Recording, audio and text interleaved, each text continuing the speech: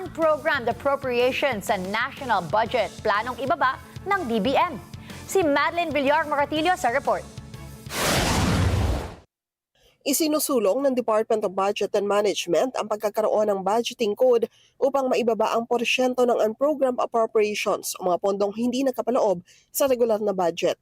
Sa pamamagitan nito, target ng DBM na limitahan ang halaga ng unprogrammed appropriations sa mas mababa sa 5% ng kabuang national budget, batay sa datos at trend ng pananalapi. Layon umano nitong magpatupad ng mas malinaw na mga patakaran at disiplina sa paggamit ng unprogrammed appropriations. Sabi ni Palace Press Officer Undersecretary Claire Castro, rarepasuhin ni Pangulong Ferdinand Marcos Jr. ang panukalang ito.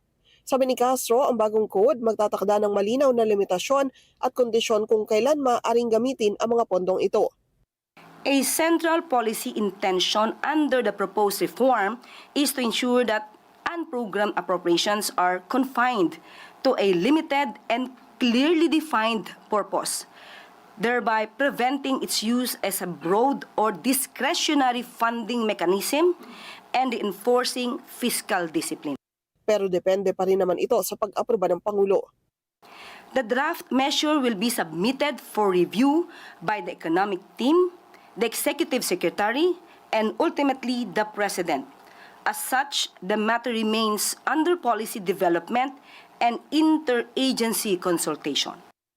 Matatanda ang ilang items sa ilalim ng program appropriations na umabot ng halos 92.5 bilyong piso sa 2026 national budget ang binito ng Pangulo. Ito ay upang matiyakaan niya na ang pondo ng bayan gagastusin lang para sa malinaw na pambansang interes at hindi ito maabuso.